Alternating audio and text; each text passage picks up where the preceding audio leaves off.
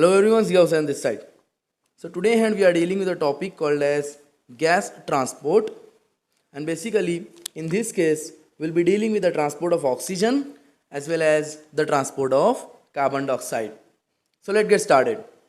Here first of all we'll be dealing with the transport of oxygen in the arterial blood. The transfer of oxygen in the arterial blood. Here, the 98% of the blood, 98% of the blood that enters in the left atrium from the lungs.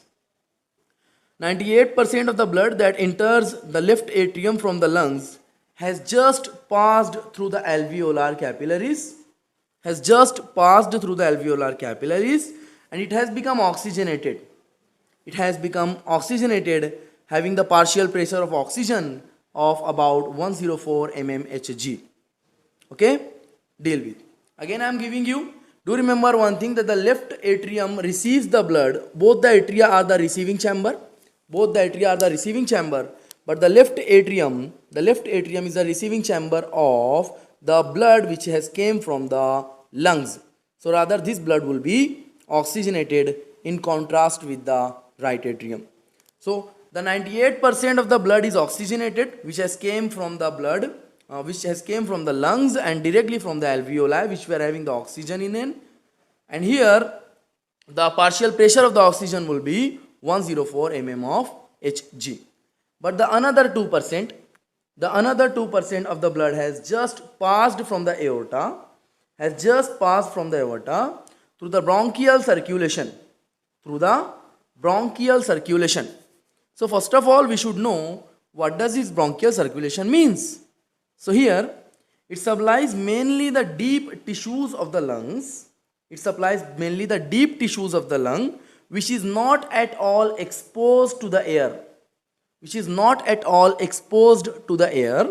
The basic function of the bronchial circulation is it supplies the nutrients and oxygen as well to the deep tissues of the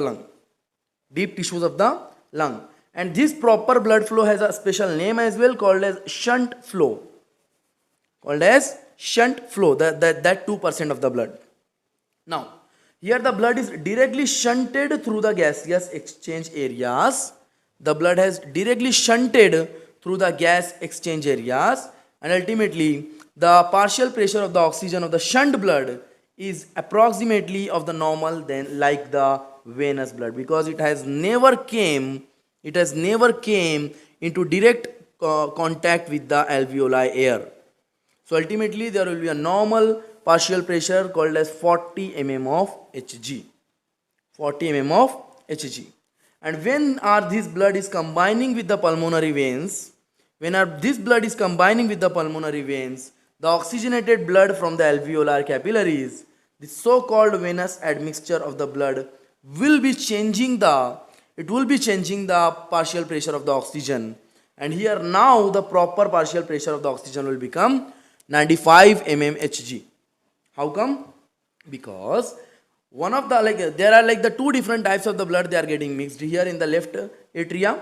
The first one is having the partial pressure as 104 mmHg, and the second is having partial pressure as 40 mmHg. So on an average combinedly they will be forming the 95 mmHg partial pressure. Please do remember this case. Okay. Now here diffusion of oxygen from the peripheral capillaries into the tissue fluid. Diffusion of oxygen from the peripheral capillaries into the tissues. Now the blood is dealing with the second time, the second circulation here, and now it is the function of the heart to send the oxygenated blood towards the tissues. So here what we are having the partial pressure of the oxygen now, it is 95 mmHg. Correct? Okay. Now the partial pressure of oxygen in the interstitial fluid, that is surrounding the tissue cells have 40 mmHg. So ultimately there is a huge pressure difference. There is a large initial pressure difference that causes oxygen to diffuse rapidly from the blood into the tissues. So here again, from blood to the tissue. deal with. The oxygen will be in this direction, O2 and O2. And here you are having 95 mmHg, whereas you are having 40 mmHg. Do remember one thing again, I'm giving you one single sentence that the law of concentration always follows from higher concentration to the lower concentration. Okay, deal with. Now here, so here like the rapidly PO2 falls to almost equal to 40 mmHg. If you are transferring the oxygenated blood from 40 mmHg from 95 mmHg towards the 40 mmHg, your 95 mmHg will be rapidly losing the oxygen. And now here also becomes the partial pressure of oxygen as 40 mmHg. So here the PO2 of the blood leaving the tissue capillaries and entering the systemic veins is almost 40 mm of Hg. Now how come the carbon dioxide will be dealing? So dealing with that case. Here the diffusion of the carbon dioxide from peripheral tissues into the capillaries and from the pulmonary capillaries into the alveoli. Dealing with the second portion called as the carbon dioxide diffusion. When oxygen is used by cell, virtually all the oxygen becomes carbon dioxide. And this transformation will be increasing the PCO2, that is what we call as the partial pressure of carbon dioxide. And because of this elevated tissue cell PCO2, the carbon dioxide will be diffusing from the cells. Into the capillaries and is carried by the blood to the lungs. So ultimately the oxygen is carried from the lungs to the blood, whereas the carbon dioxide is carried from the blood to the lungs. Do remember the difference between them. Okay. Now, in case of the lungs, it diffuses from the pulmonary capillaries. Into alveoli, and after entering in the alveoli, it will be expired out of the body. That is the reason we literally call lungs as excretory organ as well. We literally can call lungs as excretory organ because they are responsible for excreting the carbon dioxide outside of the body. Do remember this case. Okay, we can call lungs as excretory organ. In majority of the competitive exam questions, like I've literally gone for this question, that can you call lungs as the excretory organ? Yes, we can, and we do know the excretory product as well. It is carbon dioxide. Now, here in the lungs, it diffuses to the pulmonary capillaries into the alveoli, and then is it expired. And at each point in the gas transport chain, the carbon dioxide diffuses in the direction exactly opposite to the diffusion of oxygen. This is just what we have literally discussed right now. Yes, there is one major difference between diffusion of CO2 and the diffusion of O2. What is that? It is that the CO2 can diffuse about 20 times as rapidly as oxygen. Please do note this point. That the carbon dioxide can diffuse about 20 times as rapidly as oxygen, which means carbon dioxide has higher affinity as compared to the oxygen. So therefore the pressure difference required to cause the CO2 diffusion, pressure difference required to cause the CO2 diffusion is far less than the pressure difference required to cause O2 diffusion. Is far less than the pressure difference required to cause O2 diffusion. Okay, deal with. The CO2 pressures are approximately following. Here, the intracellular partial pressure of carbon dioxide is 46 mmHg and the interstitial is 45 mmHg. Please do remember that the intracellular within the cell, the intracellular is 46 mmHg, whereas just on the membrane it will be 45 mmHg. Thus, there is only 1 mmHg pressure difference, but still from higher concentration to the lower concentration, the pressure gradient will follow. The partial pressure of the carbon dioxide in the arterial blood entering in the tissue, the partial pressure of the carbon dioxide in the arterial blood which are entering in the tissue is 40 mmHg. It is 40 mmHg. So basically there will be no flow from the blood to the tissues, rather from the tissues to the blood only. And the partial pressure of carbon dioxide on the venous blood leaving the tissue is 45 mmHg. The venous blood which is leaving the tissue is 45 mmHg. So here no transport will take place. Okay, no back flow will take place. Now the third postulate. It is the partial pressure of the carbon dioxide of the blood entering the pulmonary capillaries. The partial pressure of the carbon dioxide of the blood entering the pulmonary capillaries at the arterial end is 45 mmHg. At the arterial end it is 45 mmHg. So basically the partial pressure of carbon dioxide of the alveoli, the partial pressure of the carbon dioxide of the alveoli is 40 mmHg. Always it will be following the law of concentration. So from the pulmonary capillaries towards the alveoli. Thus only a 5 mm pressure difference causes all the required CO2 diffusion out of the pulmonary capillaries and towards the alveoli. Why? Because the affinity for the carbon dioxide is 20 times more here. It's 20 times more as compared to oxygen. 20 times more as compared to oxygen. The partial pressure of the carbon dioxide of the pulmonary capillary blood also falls to almost exactly equal to the 40 mmHg before it has passed more than 1/3 the distance through the capillaries. Before it has even passed more than about 1/3 the distance toward the capillaries. So basically the same effect was observed in the O2 diffusion as well, but the whole case was in the opposite direction. The whole case was in the opposite direction, and one major difference was there. There was a huge partial pressure difference in case of the oxygen, and there is a very little partial pressure difference in the case of the carbon dioxide.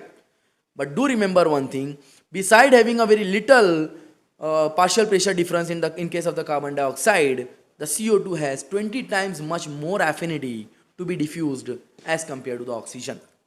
Hope this topic has been clear to you.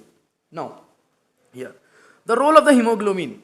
What does the role of the hemoglobin is in the oxygen transport specifically? So the first thing first, here the 97% of the oxygen transported from the lungs to the tissue is carried in the chemical combination. 97% of the oxygen transported from the lungs to the tissues is carried in the chemical combination with hemoglobin in the red blood cells. With hemoglobin in the red blood cell. I'll be drawing the hemoglobin structure right now. And the remaining 3% is transported in the dissolved state in the water of the plasma in the blood cell. Or rather, I'll be directly giving you, it is in the plasma. The remaining 3% oxygen is dissolved in the plasma.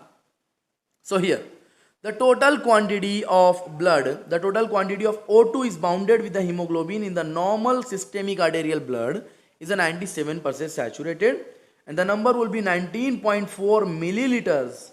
19.4 milliliters of oxygen per 100 ml of blood.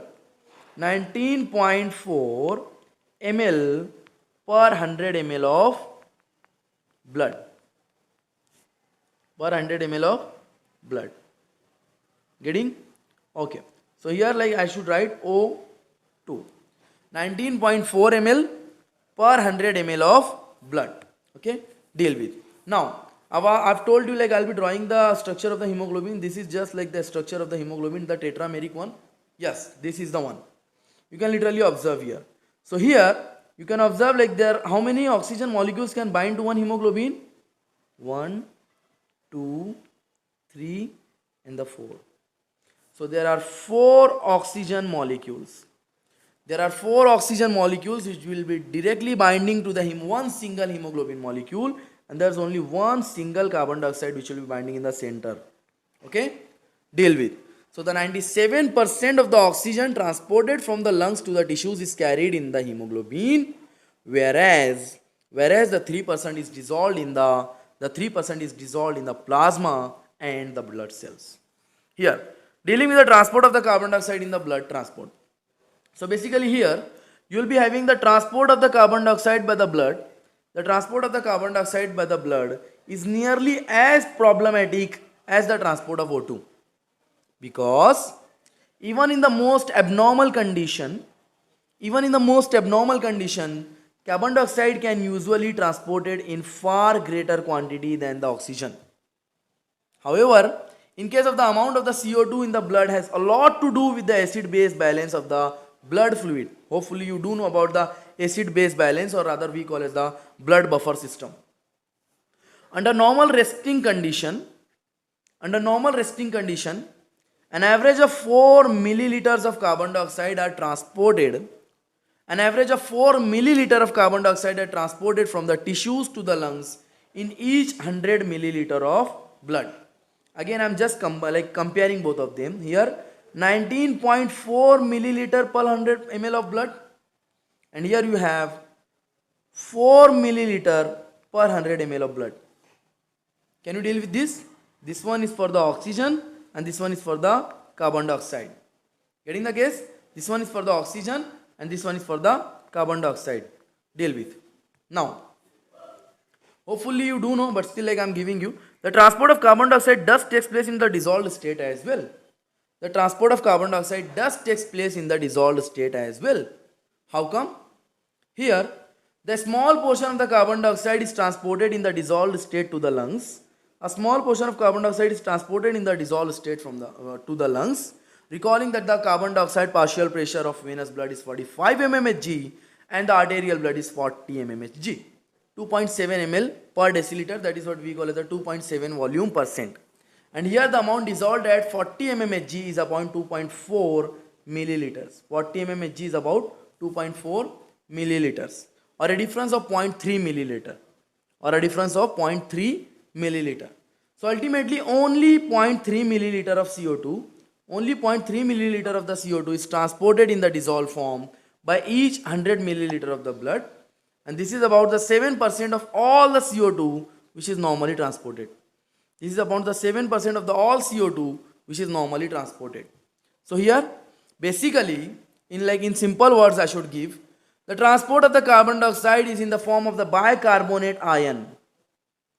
The transport is always in the form of the bicarbonate ion reaction of the carbon dioxide with water in the red blood cells. With water in the red blood cell, and the name of the enzyme is called as a carbonic anhydrase. The name of the enzyme is called as a carbonic anhydrase. So deal with. And the dissolved carbon dioxide in the blood reacts with the water.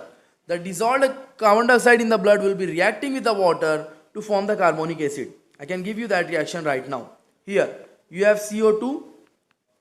Ultimately you are reacting it with the blood with the water as well. So we'll be having what?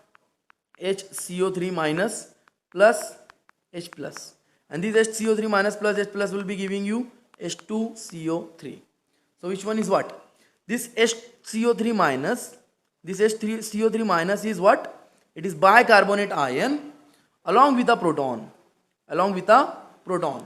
And this H2CO3, this H2CO3 is none other than the carbonic acid. This H2CO3 is none other than the carbonic acid. Now, this reaction which would occur much slowly to be importance. Like ultimately this is not of much importance, and were it not for in the fact that inside the red blood cell there is a protein enzyme called as a carbonic anhydrase, which catalyzes the reaction between the carbon dioxide in the water and accelerates the reaction about 5,000 fold. Accelerates the reaction about 5,000 folds, which means if like the carbonic anhydrase is not present, so the formation of the bicarbonate ion will be almost 200 molecules per hour. 200 molecules per hour. But in the case that the carbonic anhydrase is involved, there will be millions of molecules per second. There will be millions of molecules per second. Now, the dissolved carbon dioxide in the blood reacts with the water to form the carbonic acid. And again here, instead of the requiring many seconds or the minutes, it is true in the plasma. It is true in the plasma that the reaction occurs so rapidly in the red blood cells that it reaches almost complete equilibrium within a small fraction of the second. I've just told you millions of the molecules of the bicarbonate will form within a fraction of a second. And this phenomena does allows us the tremendous amount of the carbon dioxide reacting with the RBCs. the tremendous amount of the carbon dioxide reacting with the RBCs. And again you can dissociate the carbonic acid into bicarbonate and the hydrogen ion. Into the bicarbonate and the hydrogen ion, we have just gone for the equation. And in another fraction of the second, the carbonic acid formed in the red blood cell is dissociating into the hydrogen and the bicarbonate ion. We have just gone for this. And majority of the H plus ion are combining with the hemoglobin in the red blood cell, because the hemoglobin protein is a powerful acid base buffer. Do remember one thing, yes, like if this word is coming in front of you, if you are literally preparing for a competitive exam, please do remember hemoglobin is a very much powerful buffer in case of the maintenance of the acid and the base balance in the body. So it's a powerful acid base buffer. So ultimately majority of the HCO3 minus which have diffused from the red blood cell into the plasma, while the chloride ions diffuse in the red blood cell to take their place. Like you don't need that sentence, rather like I'll be going for like the combined form of the carbon dioxide as well. This is the dissolved form. And if I'll be dealing with how come like the carbon dioxide is getting transported with the hemoglobin. So here like again I'm drawing the hemoglobin, and in the central portion you will be having here, yes, this portion will be having carbon dioxide in it. Okay, do remember the case. Now hopefully this lecture has been beneficial for you guys. Thank you very much for your so much support. If you have any kind of doubt, you can ask me there in the comment section as well. Thank you.